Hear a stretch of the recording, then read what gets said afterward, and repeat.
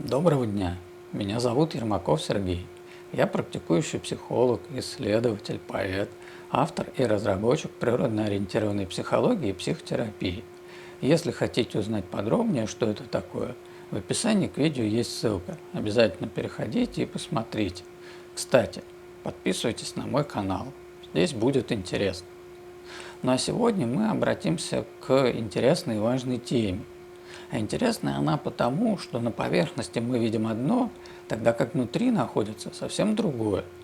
А важна эта тема потому, что является одной из самых серьезных психологических проблематик, ставших настоящей эпидемией для современного человека. Мы поговорим о расстройствах пищевого поведения. К расстройствам пищевого поведения обычно относят булимию и анорексию. И давайте дадим им определение. Булимия – это форма расстройства пищевого поведения, при котором человек бесконтрольно употребляет большое количество пищи, а потом избавляется от него, вызывая рвоту, применяя слабительные мочегонные средства или же клизмы.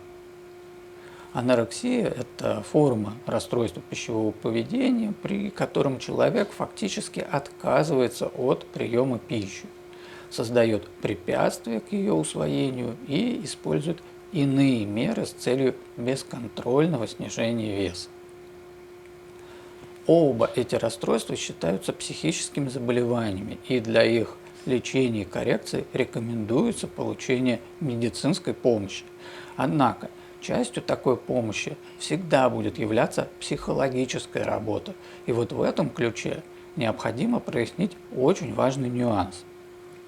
Специалисты об этом нюансе знают, а вот люди, у которых есть расстройство пищевого поведения или же риски их появления, чаще всего об этом нюансе не знают или же не понимают до конца его значимости и роль.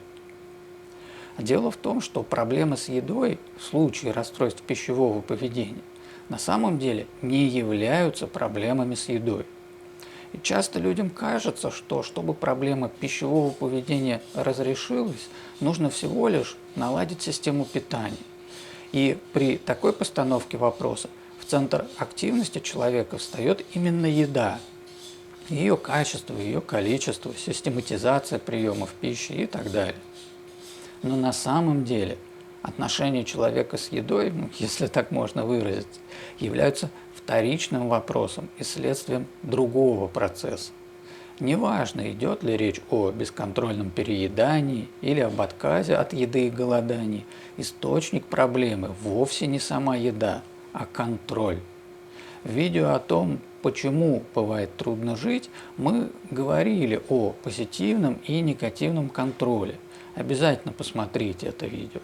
А сейчас важно понять, что при расстройствах пищевого поведения еда выступает инструментом псевдоконтроля.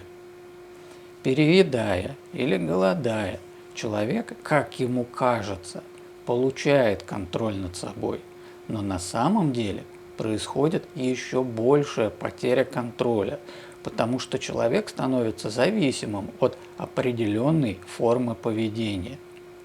Причин, толкающих человека к поиску негативного контроля через еду, множество. Фактически, это любые события в жизни, на которые человек не может, боится или не знает, как повлиять напрямую. Часто причинами расстройств пищевого поведения является опыт насилия, сексуального или физического, измена партнера, смерть близкого человека, конфликты с родственниками, неудачи на работе или учебе, внутренние конфликты, а также экономические и политические процессы в стране или в мире. Но для психологической работы причины появления расстройств пищевого поведения не столь уж важны, потому что вне зависимости от причины суть психологической помощи будет одинаковой. Состоять такая помощь будет в коррекции или создании индивидуальной системы адаптации человека к среде. Так я ее называю. Чтобы человек научился осуществлять позитивный контроль своей жизни вместо стремления к негативному. чтобы развивал навыки эффективной адаптации, а не усугублял последствия стрессов дополнительным вредом здоровью. Если совсем просто, то позитивный контроль – это когда человек осваивает навык адаптации и развития в рамках того, какой он, что он может, а чего нет. Тогда как контроль негативный – это жизнь в ожидании уверенности, что другие люди и мир в целом должны перестроиться и стать более добрыми, простыми и понятными для человека вот просто потому, что он этого хочет. В качестве вывода скажу, что расстройство пищевого поведения – опасная проблема, которую нельзя игнорировать ни в коем случае. Учитывая темп и ритм современного мира, риск появления этой проблемы касается практически каждого. Начинается все всегда незаметно и постепенно. Анорексия или булимия не появляются за один день.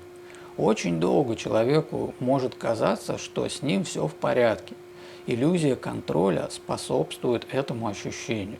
Но если еда из источника радости и удовольствия превращается в источник напряжения, вокруг которого вращается вся жизнь, то вот это уже сигнал проблемы. Поэтому я бы хотел, чтобы вы были внимательнее к себе, больше времени уделяли осмыслению происходящего с вами. И если вы видите хотя бы какие-то отклонения от нормальной для вас ситуации, не ждите, а обращайтесь к специалисту.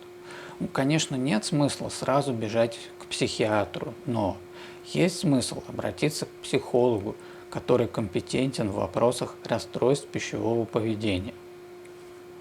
И на этой ноте будем разговор завершать. Я благодарю всех, кто досмотрел видео до конца, и напомню, что если вам необходима психологическая помощь, обращайтесь. У меня обширный опыт успешной работы с самыми разнообразными психологическими проблематиками, включая расстройство пищевого поведения. Под этим видео вы найдете несколько полезных ссылок обо мне, а я желаю вам всего наилучшего и говорю до встречи!